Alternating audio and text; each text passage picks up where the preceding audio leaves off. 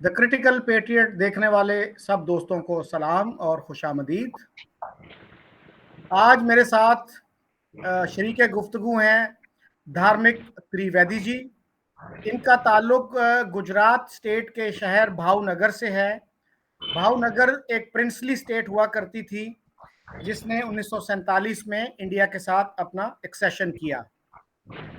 ये 26 साल के हैं और प्रिंटिंग और पब्लिशिंग के बिजनेस में करते हैं।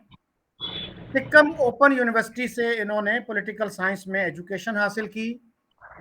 इन्होंने कल मेरा एक प्रोग्राम देखा जो अली वारिस साहब के साथ मैंने इंटरव्यू किया था। उसके हवाले से इन्होंने कमेंट किया और इस ख्वाहिश का इजहार किया कि वो मेरे प्रोग्राम में आना चाहते हैं। तो मैंने इनको दावत दी और इन्होंने मेरी दावत कबूल कर ली। तो इससे पहले कि हम इनसे सवालों जवाब करें, आप दोस्तों से दरख्वास्त है कि इस चैनल को ज़रूर सब्सक्राइब करें और बेल आइकॉन भी दबा दें। तो त्रिवेदी जी, आपका स्वागत है। नमस्ते। तो आपने अली वारिस साहब का इंटरव्यू देखा, वो कैसा लगा आपको? जी, अली वारिस साहब का इंटरव्यू बहुत टू दी पॉइंट था। वो बहुत भले आदमी लगे मुझे कि जो भी बात कर रहे थे वो कि कितनी हार्मनी और पीस और ब्रदरहुड के साथ हिंदू और मुस्लिम दोनों रहते थे। कुछ कुछ बात पे कॉन्फ्लिक्ट थे दोनों कम्युनिटी में, लेकिन हार्मनी के साथ रहते थे। वो उसने पूरी अपनी स्पीच में कहा। लेकिन एक जगह मुझे उसकी लैक ऑफ नॉलेज तो नहीं, लेकिन होमवर्क की कमी कह सकते हैं, वो नजर आया, जिसमें उसने कहा कि जो नरेंद्र मोदी जी है, ये योगी आदित्यनाथ जी है, वो कभी स्कूल नहीं गए, जाहिल है। लेकिन इसकी उसकी होमवर्क की कमी होगी शायद, क्योंकि नरेंद्र मोदी जी का मास्टर्स डिग्री कंप्लीट हुआ है, वो एमए है। और दूसरा कि योगी आदित्यनाथ जी है जो यूपी के सीएम, वो तो उससे भी आगे है। वो साइंस और मैथमेटिक्स फील्ड के स्टूडेंट थे और अपने जमाने में बहुत ब्रिलियंट स्टूडेंट थे। जब वो कॉलेज में थे तब 2 टाइम्स कॉलेज टॉपर रह चुके हैं वो। लेकिन एक क्या जनरल परसेप्शन है कि साधु होगा, वो बाबा के कपड़ों में होगा, तो कोई जाहिल ही होगा, ऐसा नहीं है। हमारे यहाँ कई साधु ऐसे भी हैं कि जो आईआईटी में पढ़ाई की होती है, टाटा इंस्टीट्यूट में पढ़ाई की होती है, one of the world's top 500 university में आने वाली, उसमें अच्छे मार्क्स से वो क्लियर करते हैं। फिर उसको पता चलता है कि भाई मुझे अभी अ, भगवान के मार्ग पे जाना है, फिर वो साधु बन जाते हैं। लेकिन कुछ लोगों का ऐसा जनरल परसेप्शन है कि जो साधु होते हैं वो जाहिल होते हैं, कुछ पढ़े नहीं होते। लेकिन योगी आदित्यनाथ जी के बारे में ऐसा नहीं है। मैं अली वारिस साहब को यही कहना चाहूंगा उस बारे में। अच्छा, आप त्रिवेदी जी बहुत शौक से पाकिस्तानी मीडिया को भी वॉच करते हैं। यस। तो ये कैसे इंटरेस्ट डेवलप हुआ और किन किन लोगों को आप जानते हैं पाकिस्तानी मीडिया के हवाले से?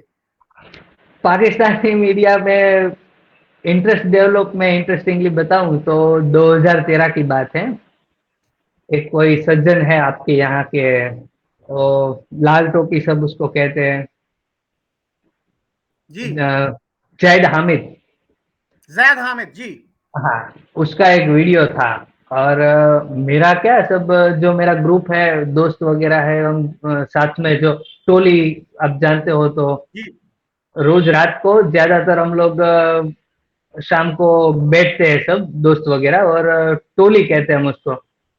गली के नुक्कड़ पे बैठते हैं। तो हमारी टोली में क्या सब मिक्स, ज्यादातर मेरे दोस्त मुस्लिम ज्यादा थे, क्योंकि स्कूल टाइम से सबका पहचान वगैरह। और मेरे एक दोस्त बहुत पुराने और अच्छे दोस्त अली भाई करके हैं, वो मेरे से 8 साल बड़े हैं, लेकिन दोस्ती इतनी है। तो ज्यादातर उन लोगों के साथ उठना बैठना रहता था। तो एक आध मेरा दोस्त मेरे पास आया कि इन लोगों के साथ मत बैठ। मैंने कहा क्यों? बोला कि ये लोग ऐसा ऐसा देखते हैं। शायद वो, आपने भी वीडियो सुना होगा कि बहुत साल पहले, ये 2012 का वीडियो था शायद, कि वो कह रहे थे ओपनली अपने मीडिया चैनल पे। मुझे ये नहीं पता कि पाकिस्तान में कुछ सेंसर वेंसर नहीं होता होगा। जैसे हमारे यहाँ तो नोटिस आ जाती है घर पे अगर आप किसी कम्युनिटी के खिलाफ बोले तो। और ये तो ऑनलाइन मीडिया चैनल पे खुल्लम खुल्ला बोल रहे हैं, ब्रॉडकास्ट भी हो रहा है, वीडियो भी चल रहे हैं। बोल रहे थे, शायद आपने सुना हो तो, कि अफगानिस्तान में अभी हम चाहते हैं कि इंडिया की फौज आ जाए, हमने बहुत साल से कोई हिंदू नहीं मारे हैं, हिंदुओं को कत्ल कर करके हमने अफगानिस्तान की वो पहाड़ियों का नाम कर दिया था हिंदू कुश। तो ऐसी जहरीली बात कर रहे थे। और वो मेरा दोस्त जो था, वो मुझे मना इसलिए कर रहा था कि देखो ये मुसलमान लोग हैं, ये ऐसा ऐसा हमारे बारे में सोचते हैं, तो इन लोगों के साथ क्यों बैठता है। फिर क्योंकि तब तो छोटा दिमाग हमारा भी होता है, फिर मैंने अली भाई को दिखाया, तो अली भाई ने समझाया कि ये सब ऐसे नहीं होते भाई, और ये तो पाकिस्तानी है, इसको तुम मुसलमान की कैटेगरी में मत गिनो। हाँ, मतलब सब पाकिस्तानी का नहीं, लेकिन जो वर्ड उसने बोले मैं वो आपको बता रहा हूँ। हाँ, मतलब उस बात का कोई बुरा मत मानना आप। अली भाई ने तो और भी बहुत कुछ बोला था, लेकिन सॉरी फॉर देट। बताएं बताएं क्या कहा उन्होंने।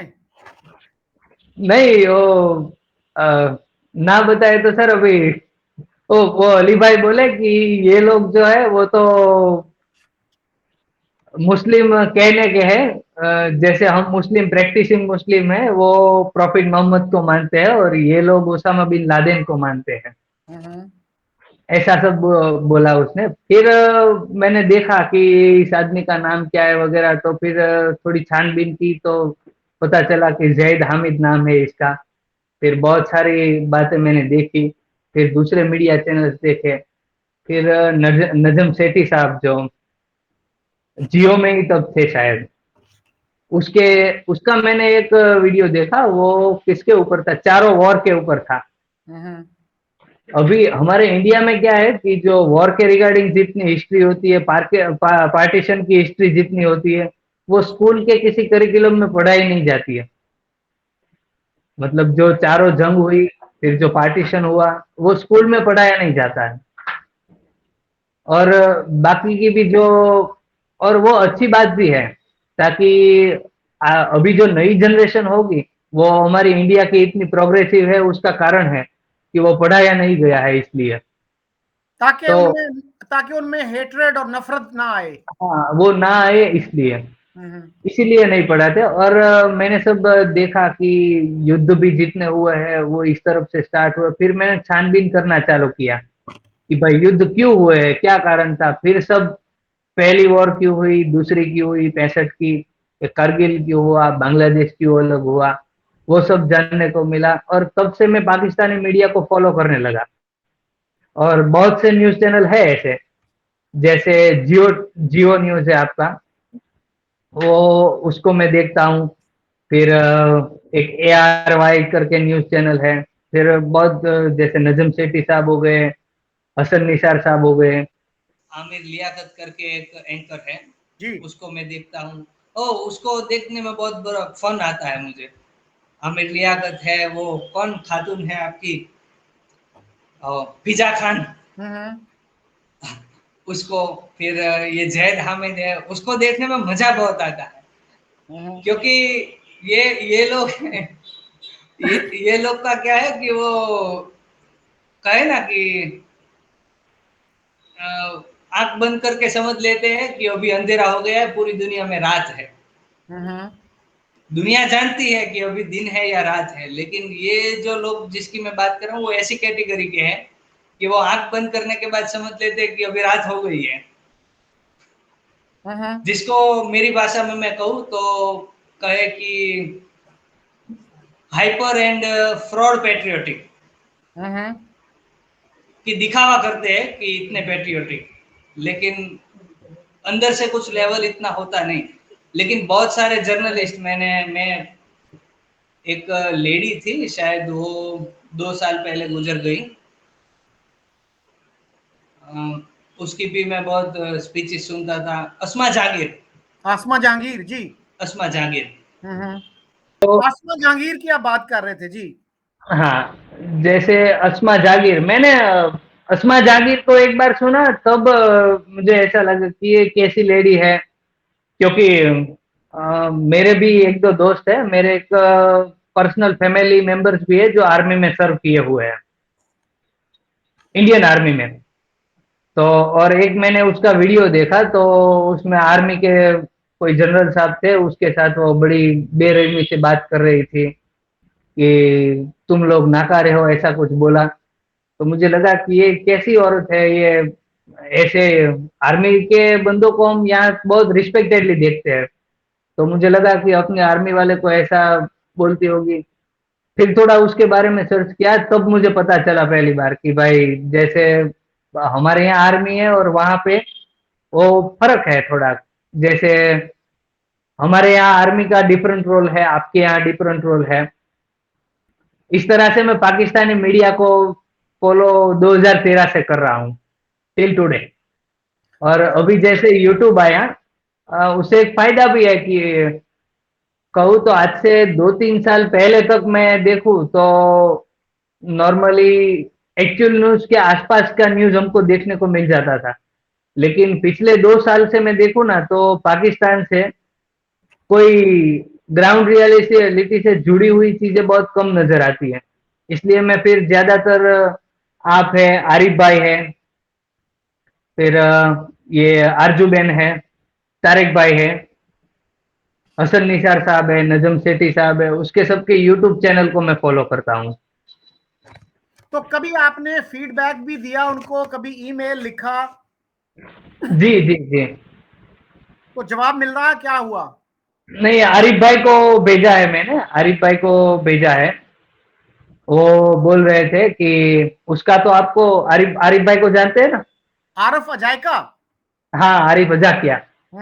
अजाकिया, हाँ, ओके। मैं थोड़े महीने पहले जूनागढ़ गया था हम्म। और सोमनाथ दर्शन करने थे, तो रास्ते में वो गाँव पड़ रहा था। तब मुझे ब्लिंक हुआ कि हाँ, अजाक आया, अजाक आया। तो मैंने उसको भेजा कि अभी अजाक हूँ। मैं पहचानता नहीं था वो तो, इतने लाखों सब्सक्राइबर है, कितने लोग उसको मैसेज करते होंगे। तो उसको मैंने एक मैसेज किया है और एक बात की है कि जब वो इंडिया आने वाले होते हैं तो साथ में जाएंगे हम सोमनाथ पे। हम्म। हम्म। ओके। अच्छा, तो आपने अभी बात की जूनागढ़ की। हम्म। तो जूनागढ़ का आपको पता है कि जूनागढ़ ने एक्सेशन की थी पाकिस्तान के साथ, हम्म। और पाकिस्तान ने 15 सितंबर 1947 को वो एक्सेशन कबूल भी कर ली थी। हम्म। उस पे हमारे एक एम्बेसडर हैं शाहिद अमीन साहब, मैंने भी उनका इंटरव्यू किया था, तो उन्होंने उसको क्रिटिसाइज भी किया है हम्म। कि जूनागढ़ की कोई बॉर्डर पाकिस्तान के साथ नहीं था, और वहाँ की आबादी जो है, उसकी जो अक्सरियत थी, मेजॉरिटी थी, वो हिंदू थी। हम्म। तो इंडिया में कैसे देखा जाता है जूनागढ़ की एक्सेशन को? और एक और स्टेट थी छोटी सी, इससे भी छोटी, मानावादर। मानवदर। हाँ, इन दोनों के बारे में कुछ बताइए, आपके पास क्या इंफॉर्मेशन है? जूनागढ़, ये जो आप जो समाचार खबर बोल रहे हैं कि 2 साल पहले ऐसा अनाउंसमेंट हुआ कि पाकिस्तान ने जूनागढ़ का प्राइम मिनिस्टर अपॉइंट किया है और नया एक पॉलिटिकल मैप आया है। तो बहुत सारे मेरे मुस्लिम भी है, हिंदू भी है, लेकिन ज्यादातर कांटेक्ट के जूनागढ़ के मुस्लिम दोस्त मेरे, ओ उसके साथ बात होती है तो वो तो ज्यादातर गालियां ही बोलते हैं कि ये कैसे बेतुके लोग हैं। और पर्सनली महावत खान जी जो वहाँ के रूलर थे, जिसने पाकिस्तान के साथ एक्सेशन किया, जी। वो उसके जमाने में बहुत तो एक ही सेक्युलर इंसान थे। वो नॉन मुस्लिम के साथ हेटरेट वगैरह इतना उसको नहीं था। हम्म। और जूनागढ़ का मैं पर्सनली कहूँ कि वहाँ के लोगों के साथ से, जो मेरे दोस्त है वो तो मेरी एज के हैं, लेकिन जो बाकी है कि बड़ी उम्र के, एक अंकल है मेरे दोस्त के पप्पा है, वो 70 साल से ऊपर की उम्र के हैं। वो बताते थे कि उसके पिताजी वगैरह बात करते थे उसको कि अगर कराची वाला ना आया होता तो हमारे जो राजा साहब थे, ओ हम वैसे सब नवाब कहते थे, लेकिन जो हिंदू प्रजा थी वो नवाब नहीं राजा कहती थी उसको। हम्म। हाँ, तो वो बोलते थे कि अगर कराची वाला ना आया होता तो हमारे राजा साहब का दिमाग ना फिरता। कराची और वाला से मुराद है सर शाहनवाज भुट्टो। हाँ, कराची वाला से मुराद है शाहनवाज भुट्टो, जो जुल्फकार अली भुट्टो के वालिद थे। वालिद थे, बरोबर। जी। और उसको उसको सब यहाँ पे शाहनवाज भुट्टो की जगह कराची वाले के नाम से जानते थे। और आज भी जो पुरानी जनरेशन के वो वही कहते थे कि कराची वाला आया और ये कांड करके गया था। वरना आप ही सोचिए कि one of the 20 richest person of India, उनमें से एक ये जूनागढ़ के रूलर थे अनडिवाइडेड इंडिया में। अगर वो यहाँ पे रहते तो यहाँ पे जो कम्युनिटी थी उसको कितना हेल्पफुल हो सकते थे, और नॉट ओनली मुस्लिम कम्युनिटी, उसको खुद को भी कितना फायदा होता। अभी एक्सेशन अच्छा, तो कर लिया। हाँ, ये जो है जूनागढ़ आपका जो शहर है उससे 200 किलोमीटर दूर है ये। जी और फिर वहां पे इंडिया ने वहां पे एक प्लेबिसेट भी करवाया था। हाँ। जो मैंने देखा है विकिपीडिया पे, तो उसमें पाकिस्तान को 130 वोट मिले थे। जो इंडिया के हक में वोट थे 2,22,184 थे। हाँ, आपके क्या पास क्या इंफॉर्मेशन है? मेरे पास इंफॉर्मेशन है सर, वो 130 भी नहीं है, 97 वोट ही पाकिस्तान के फेवर में जूनागढ़ में लगे थे। 97 vote only out of 2,50,000, only 97 votes. और उस एरा की मैं बात आपको बताऊं कि एक्सेशन तो अनाउंस कर दिया, और जो जूनागढ़ था, सिर्फ जूनागढ़ का हिंदू पॉपुलेशन ही नहीं, लेकिन पूरे गुजरात का जितने भी हिंदू और जैन और बुद्धिस्ट जो पॉपुलेशन था वो बहुत डर गया था कि अगर ये जगह पाकिस्तान को चली गई तो क्या होगा। मतलब उसका किसी लोगों का वहां प्रॉपर्टी था, इसलिए इसलिए नहीं, लेकिन जूनागढ़ एक बहुत ही बड़ा और आध्यात्मिक रिलीजियस पॉइंट है हमारे लिए। वो कोई जमीन का टुकड़ा मात्र नहीं है। जूनागढ़ मतलब हमारे लिए, गुजरात के हिंदुओं के लिए अगर हम गिने तो उतनी ही वैल्यू रखता है जिसके जितनी वैल्यू मुस्लिम्स के लिए मक्का रखता होगा। वो गिरनार पर्वत है वहां पे। गिरनार पर्वत वो जगह है जैसे हमारे में जो साधु होते हैं, सन्यासी साधु मॉन्क्स, हिंदूज में भी, फिर बुद्धिस्ट में भी, और जो जैन होते हैं उसमें जो साधु होते हैं, वो साधु तप करने वगैरह के लिए जूनागढ़ जाया करते हैं और आज भी जाते हैं। और कुछ एरिया है जूनागढ़ का, वो जो जो गिरनार पर्वत है ना उसका, कि जहाँ पे आम लोगों को जाने की परमिशन नहीं है, वहां पे सब साधु वगैरह तप में लगे रहते हैं। और ये आज से नहीं, बहुत हजारों साल से चले आने वाली परंपरा है, जिसको मुगल रूल में भी कभी उसको स्टॉप नहीं किया गया, और ऑफ कोर्स ब्रिटिश रूल में भी उसको टच नहीं किया गया। लेकिन सबको पता, ऐसा डर था कि भाई अगर ये पाकिस्तान के पास गया, वैसे तो पॉसिबल था ही नहीं, लेकिन मान ले कि भाई गया तो हमारा ये जो स्थान है उसका क्या होगा। तो अच्छा, उसके लिए हाँ। ये जो है सोमनाथ का जो है टेम्पल, वो भी तो उसी में है ना, जूनागढ़ में है ना? वो भी जूनागढ़ डिस्ट्रिक्ट के वेरावल तहसील में है। अभी तो वेरावल भी एक डिस्ट्रिक्ट है, लेकिन वो जूनागढ़ पे ही पड़ता है सोमनाथ।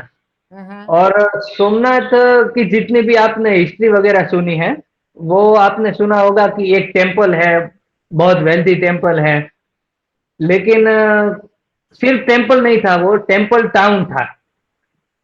टेम्पल टाउन से मैं आपको बताऊं कि जो गुजराती प्रजा है, गुजराती आवाम, वो कोस्ट लाइन पे रहती थी, और पहले से ही उसको एक्सिस ऐसा था कि बिजनेस माइंडेड बहुत है। यहाँ पे जो हमारे बच्चे होते हैं वो 100 में से 90 ऐसा सोचते हैं कि भाई पढ़ लिख के किसी के यहाँ नौकरी करने से अच्छा है थोड़ी दुकान खोल लो। एक माइंड सेट है, बिजनेस माइंड, वो आज से नहीं सदियों से। तो ट्रेडिंग पोर्ट के द्वारा होती थी अरेबियन कंट्रीज में, अफ्रीकन कंट्रीज में, बाकी यूरोप भी तब वही रूट था, तब बाकी का रूट कोई डिस्कवर नहीं हुआ था, तो यहीं से ट्रेडिंग होती थी। और जो ट्रेडर्स थे वो मेनली जैन और गुजराती थे, जैन और हिंदू थे। और बाकी के जो अंदरूनी रियासतें थी इंडिया की, वो भी पोर्ट तो यही था, इसलिए वही यहीं से आके जहाज भर के माल जाता था। और ये जो सोमनाथ का मंदिर था, वो ऐसा एक मंदिर था कि टेम्पल टाउन था पूरा। उसमें सिर्फ ये शिवलिंग ही नहीं था, और भी कई सारे मंदिर थे। और मैं आपको एक बुक सजेस्ट करूंगा, हो सके तो कुरियर अवेलेबल हो तो आपको भिजवाऊंगा। के एम मुंशी, शायद आपने नाम सुना हो तो, कन्हैया लाल मुंशी, हमारे फ्रीडम फाइटर्स में से एक है। उसने एक बुक लिखी थी जय सोमनाथ करके। उसमें पूरा विवरण था कि अलग अलग सेक्ट्स के, देखिए, जैसे हम हैं तो हिंदू तो हम सब है यहाँ पे रहने वाले, जो इंडिक रिलीजन है जितने भारतीय धर्म, वो सब हिंदू है। जैसे जैन है, सिख है, बौद्ध है, पारसी है, और हम सनातनी हैं, तो उसको हम कहते हैं कि हिंदू है। उन सब में भी अलग अलग सेक्ट्स है, लेकिन वो सोमनाथ एक ऐसी जगह थी, वहां पे 84 अलग अलग टेम्पल्स थे, 84। उसमें से एक टेम्पल था ये शिव का। बाकी सब अलग अलग देवी देवताओं के टेम्पल थे। उसमें कुछ जैन टेम्पल्स भी थे, कुछ बुद्धिस्ट टेम्पल भी थे, कुछ टेम्पल थे वो कृष्ण टेम्पल थे। और जो मेन टेम्पल था सबसे बड़ा, वो ऑफकोर्स सोमनाथ का था। और वहां पे जो जितने भी ये ट्रेडिंग एक्टिविटी होती थी, तो जो बिजनेसमैन होते हैं वो वहां पे बहुत पैसे चढ़ाते थे, क्योंकि उन जमाने में बिजनेसमैन के पास ही जाहिर सी बात है ट्रेडिंग कम्युनिटी थी, तो वेल्थ होगी। इसलिए वो मंदिर का महत्व सोना चढ़ाने के लिए था। और एक था रत्नाकर महादेव मंदिर, शायद कराची में अभी हो कि नहीं वो पता नहीं है। वो भी कराची के कोस्ट लाइन पे है, अभी है रत्नाकर मंदिर। प्रोबेबली। हाँ, हमारी किताबों में हम पढ़ते हैं कि एक दरिया के उस पार कराची कोस्ट पे है, उसको रत्नाकर महादेव कहते हैं। और एक यहाँ पे सोमनाथ मंदिर। वो जो रत्नाकर मंदिर था, वो जो सिंधी ट्रेडर्स थे उसके लिए बहुत महत्वपूर्ण था। और जो ये सोमनाथ टेम्पल है, वो जो गुजराती ट्रेडर्स थे उसके लिए बहुत महत्वपूर्ण था। ये सोमनाथ मंदिर का, और वेल्थ इतनी थी इसलिए शायद इसके ऊपर इतने इन्वेजन हुए। सोमनाथ भी जूनागढ़ का ही पार्ट है। सही। अच्छा, ये जो नवाब साहब थे, पूरा नाम जिनका था नवाबजादा महाबत खान जी द थर्ड, और थर्ड। उनको उनको अंग्रेजों ने सर का खिताब भी दिया था। तो उनके बारे में कहा जाता है कि उनको कुत्ते पालने का बहुत शौक था। उसके बारे में कुछ बताइए। उसको कुत्ते पालने का शौक उसका बहुत बड़ा फनी है।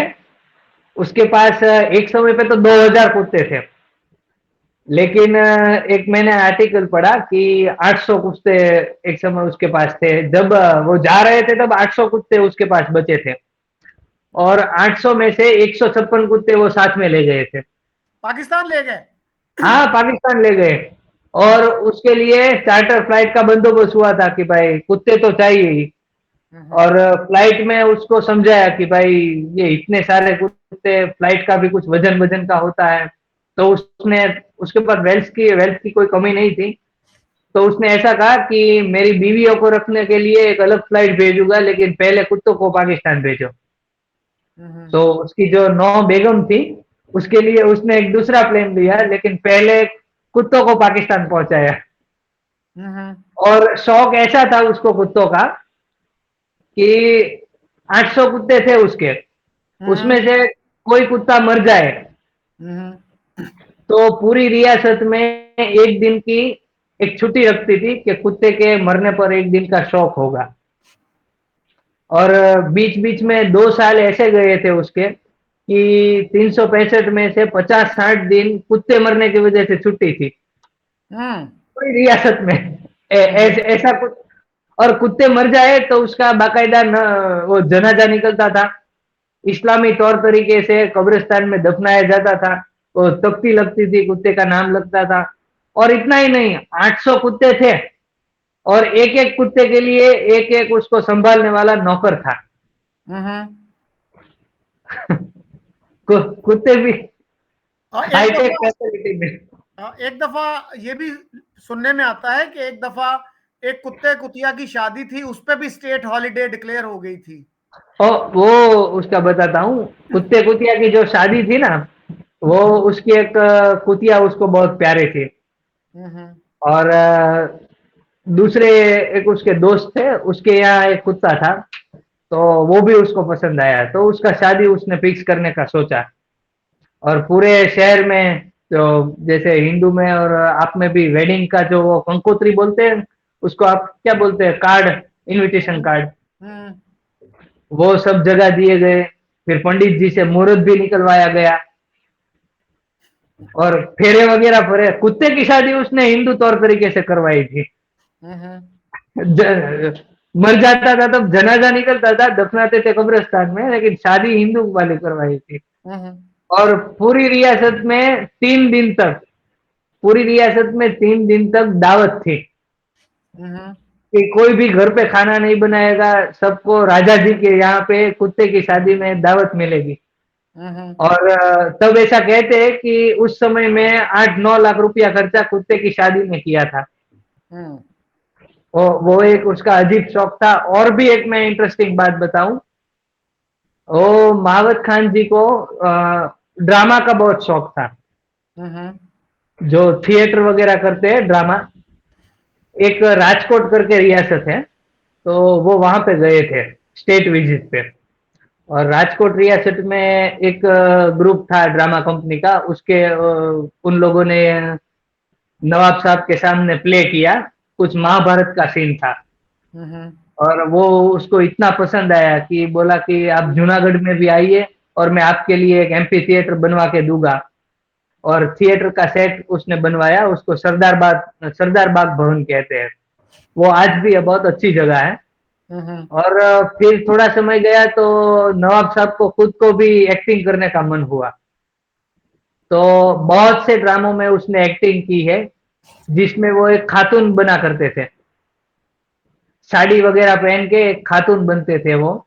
हम्म। और उसके एक दोस्त थे, वो कृष्ण भगवान बनते थे, और ये नवाब साहब थे, वो राधा का रोल करते थे। राजा का रोल? राधा, राधा, जो राधा। भगवान राधा। भगवान कृष्ण के साथ होती है वो। ओके। हाँ, ये नवाब साहब राधा जी बनते थे, हम्म। और उसका दोस्त है वो कृष्ण भगवान बनता था। हम्म। ओके।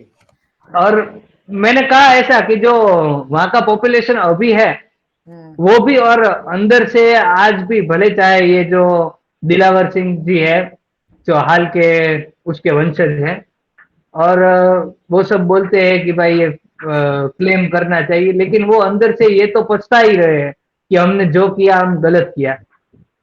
हम्म।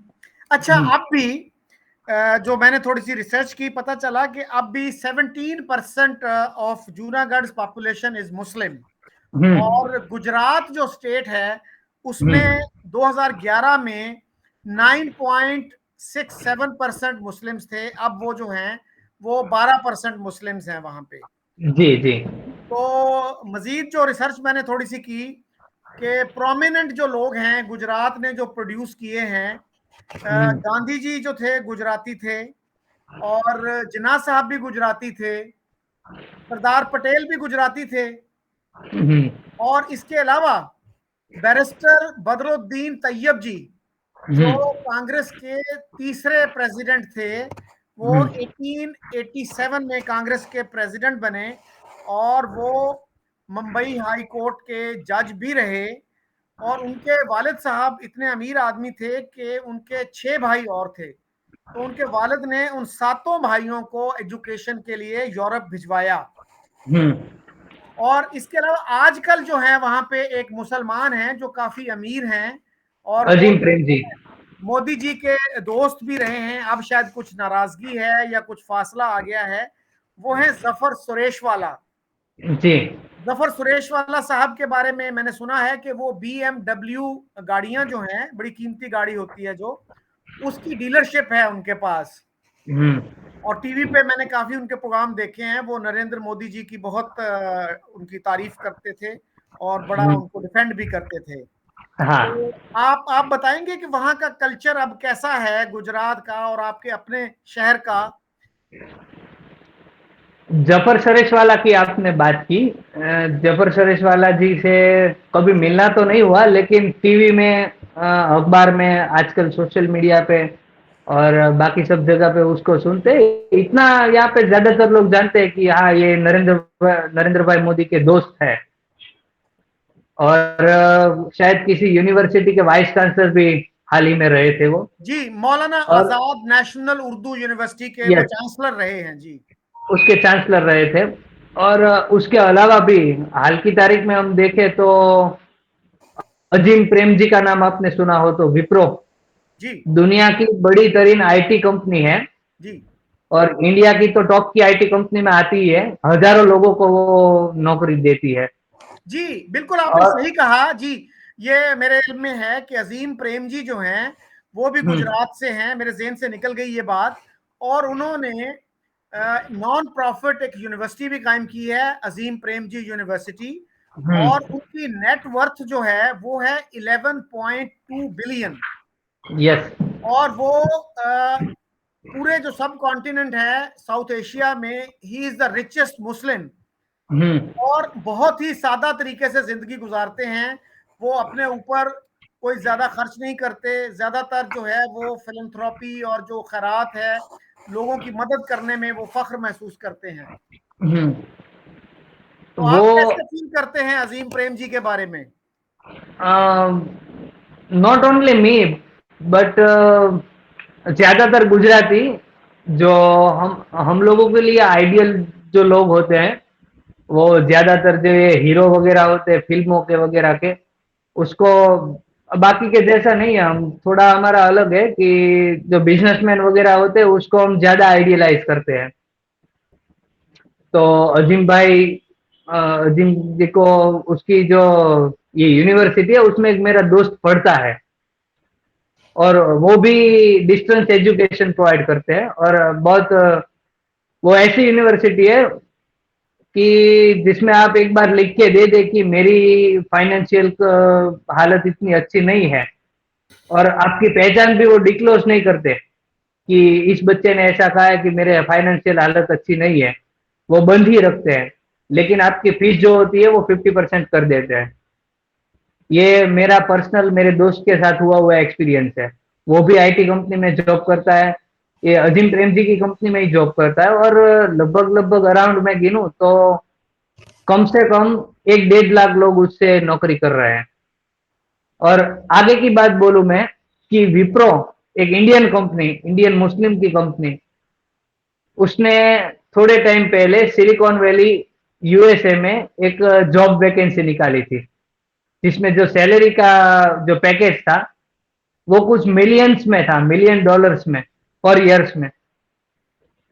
और वो गोरे अमेरिकन जो होते हैं वो लोग भी वहां पे दे रहे थे उसके लिए एप्लीकेशन। तो ये जान के बहुत हमको अच्छा लगता है कि भाई हमारा कोई गुजराती है, वो यहाँ तक पहुंचा है।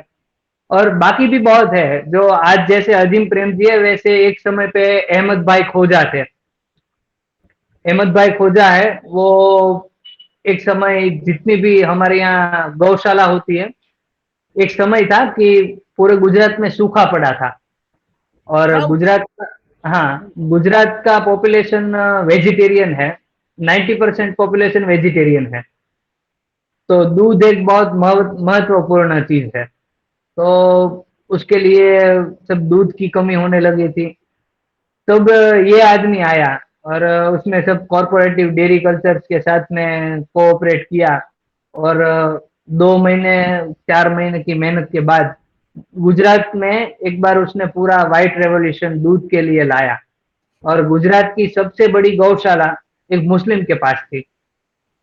तो ये गुजरात के बिजनेसमैनों की एक बहुत अच्छी हिस्ट्री है हमारे यहाँ। और कंपोजिट कल्चर की आपको मैं बात बोलूं तो पर्सनली मैं मेरे फैमिली से चालू करता हूँ। जैसे मैं बताऊं कि अभी तो हम नए शहर में रहते हैं। नए शहर मतलब कि सिटी हमेशा ग्रो करता रहता है, आउटसाइड फैलता रहता है। जैसे आपके यहाँ इस्लामाबाद में नहीं होगा, लेकिन लाहौर में ओल्ड सिटी न्यू सिटी होगा शायद, क्योंकि पुराना सिटी है जी इसलिए, किले के अंदर का और बाहर का। जी वैसे हम लोग पहले जो पिताजी वगैरह रहते थे वो किले के अंदर वाले, मतलब ओल्ड सिटी में रहते थे। ओल्ड सिटी में मुस्लिम पॉपुलेशन ज्यादा हो गई, तो अभी हम मूव करके जो न्यू सिटी है उसमें आ गए हैं। और कुछ वजह ऐसी थी कि तब मुस्लिम्स में भी इतना एजुकेशन नहीं था, वो ऐसा तब जहालत में समझ लेते थे कि भाई ये लोग अपने हैं। तब जानते नहीं थे कि भाई ये इन लोगों का कुछ कनेक्शन नहीं बन सकता। लेकिन वो पाकिस्तान से थोड़ा मेल रखने की जहनियत रखते थे। तब जब हम बात सुनते हैं कि जैसे पाकिस्तान इंडिया का मैच हो और इंडिया अगर मैच हार जाए तो वहां पे पटाखे फूटते थे, सेलिब्रेशन होता था। और जो कुछ गलियां ऐसी थी कि जहाँ पे हिंदू घर बहुत कम थे और मुस्लिम घर ज्यादा थे। तो जब इंडिया जीत जाता था तो वो जो कम हिंदू घर होते हैं उसके ऊपर कोई पत्थर फेंक के चला जाएगा।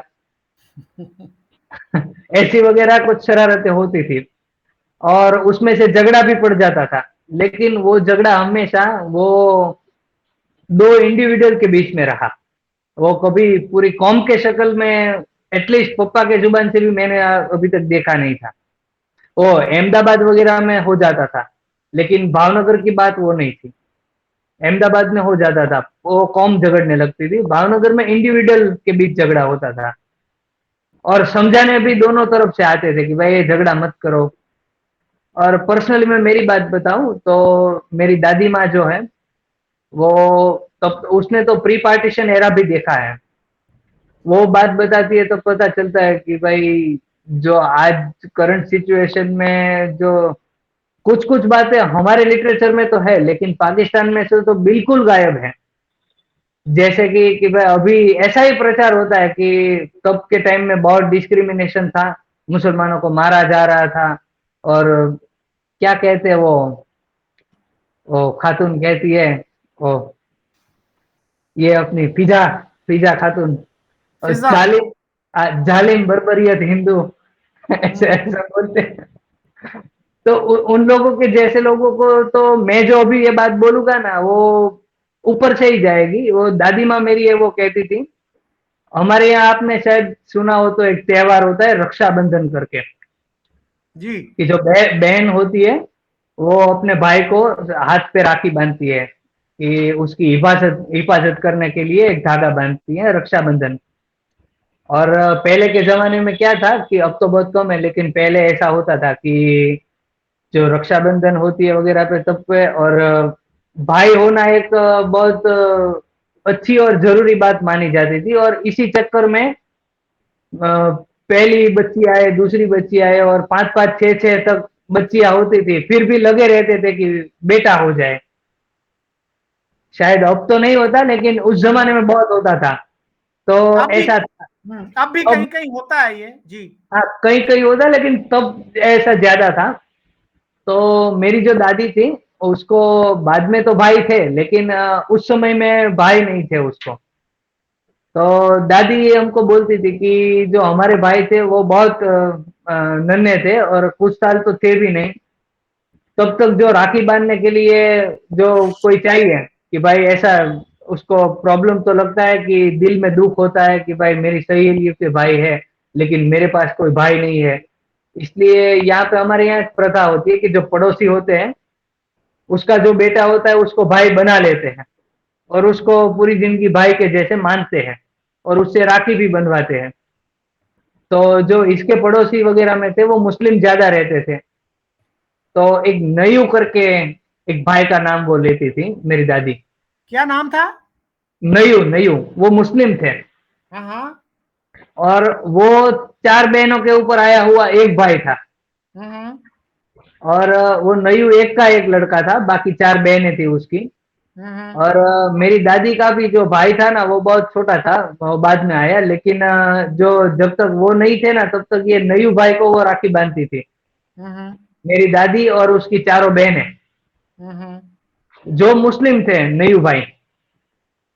फिर जो जागरण वगैरह होते हैं, जागरण माने तो रात को जागने के, आप शायद शब्बे रात में जागते हैं वैसा होता है जागरण, कि हम्म। पूरी रात जगते हैं वगैरह पे। वो लड़कियों का एक फेस्टिवल होता है, वो सब होता था। तो रात रात तक पूरी गली में सब आयोजन होता था। तो जितने भी बाकी सब काम होते हैं, ठंडा वंडा बनाना या फिर जो पूजा की तैयारी करवाना, तो बाजू में रहने वाले जो मुस्लिम भाई वगैरह थे, जो बहनें होती थी, वो सब साथ में ही सेलिब्रेट करते थे। फिर हमारे यहाँ नवरात्रि का बहुत एक बड़ा महत्व है। शायद आपने सुना होगा, तो गुजरात का गरबा बहुत वर्ल्ड फेमस है। ओके। वो नवरात्रि फेस्टिवल जो आता था, वो भी साथ में होता था, और ऐसे ही साथ में ही एक कॉम्पोजिट कल्चर में रहते थे। लेकिन जब पार्टीशन आया, तो ये जो नयू भाई थे जिसको राखी बांधते थे, वो चले गए पाकिस्तान। तब उसकी जो 4 बहनें थी वो यहीं रही, उसके माँ बाप यहीं रहे, वो पाकिस्तान नहीं गए। ये नयू और उसके जो बीवी बच्चे थे, वो सब लेके वो पाकिस्तान जाने के लिए गए। और जवान आदमी था, इसलिए वो थोड़ा उबलता हुआ लहू था कि नहीं जाना है। और तब यहाँ से कराची गए थे, इतना पता था, क्योंकि तब कोई टेलीफोन वगैरह तो था नहीं। 3-4 साल तक कोई उसकी कुछ खबर ही नहीं आई। और दादी कहती है कि भाई हम लोग बहुत रोए थे, क्योंकि भाई मानते थे, साथ में रहते थे। उसकी बहनें भी कह रही थी कि मत जाओ मत जाओ, और जो मेरी दादी वगैरह है वो भी कह रही थी कि मत जाओ, क्योंकि एक का एक बेटा था। और फिर भी वो माने नहीं और वो पाकिस्तान चले गए।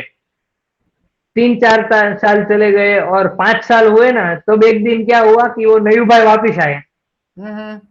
बोला कि अभी पाकिस्तान में हो आया, अभी इंडिया में रहना है।